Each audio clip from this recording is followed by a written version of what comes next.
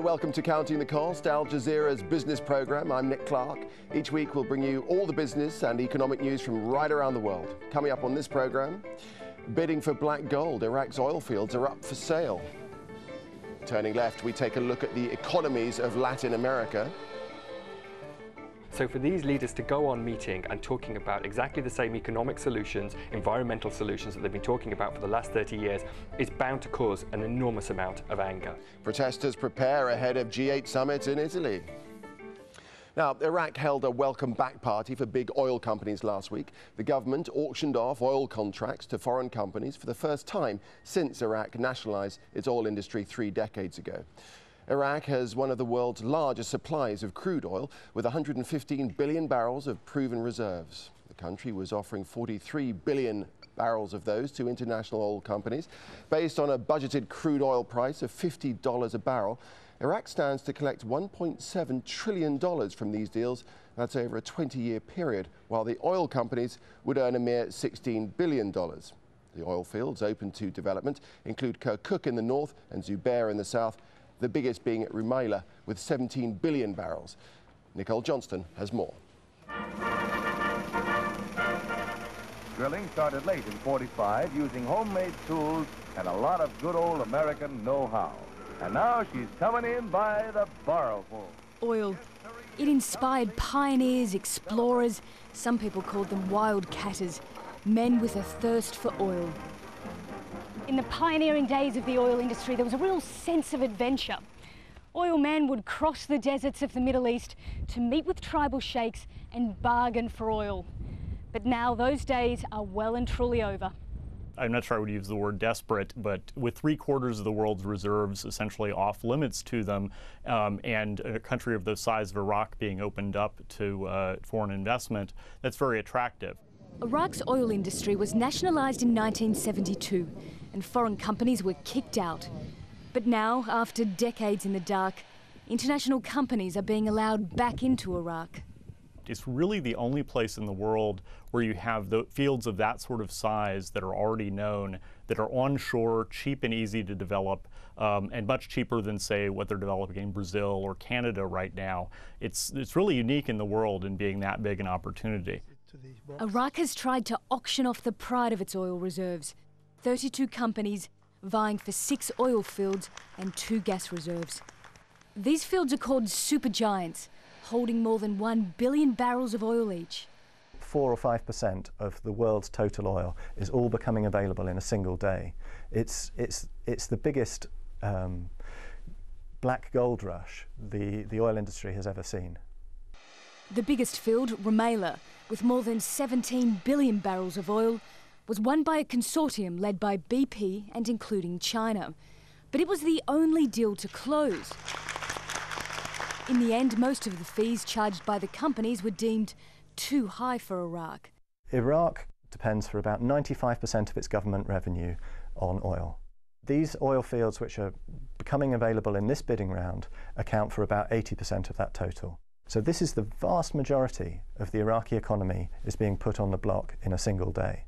The oil companies want production sharing agreements, giving them a long-term share of the profits and enabling them to book reserves in advance.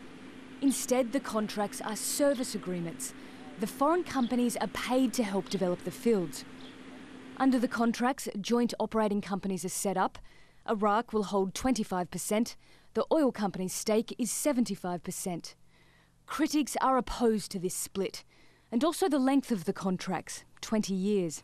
But the foreign companies are paying the entire cost of developing the fields, in some cases as much as $5 billion. It's a lot of cash for a lot of uncertainty. After all, the national oil law is still in limbo and security is unstable.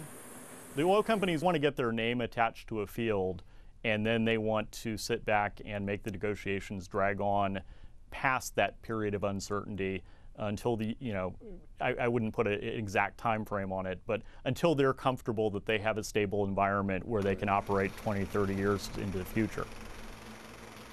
The opening of Iraq is a once-in-a-lifetime opportunity for oil companies.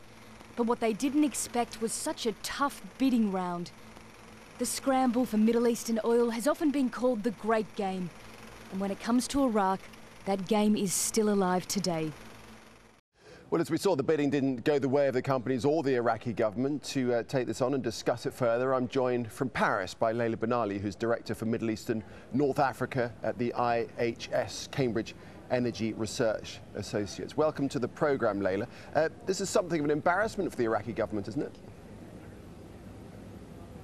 Well, we cannot really talk about an embarrassment because it is a long process to award this contract. And there was one contract which was awarded at the end of the day for a large field, which is Rumaila. So it is one step forward.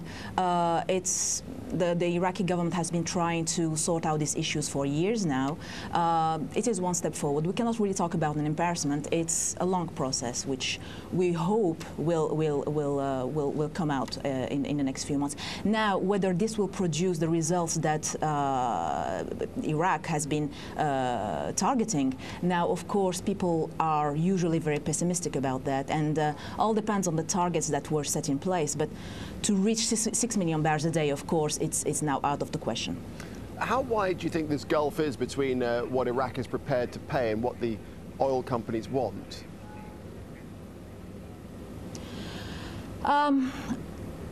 Of course, there's a question of expectations as well. I mean, it's very difficult to know exactly what these fields would cost to develop in general because of the lack of data, because the information is outdated. I mean, it's been years, decades, I would say, since a real assessment has been done on this field. So we are actually, and the oil companies are moving in a very uncertain area. But having said that, it's always a bargaining position. I mean, the government, as any other host country, would set the stage. The companies would offer something, and they will need to find a way in between. Now, one thing for sure is that the government cannot be accused of letting Iraqi resources go in for free in this aspect. Do you think that there's a risk that some companies may be sort of sluggish in developing the fields until they feel the price is right? Well, I mean, it's difficult to say because, of course, Iraq is a big potential, and any oil company which is serious about investments in the next few years is thinking about Iraq. Whether they would go to Iraq or not is another question. But any company has an Iraqi strategy in its strategy portfolio.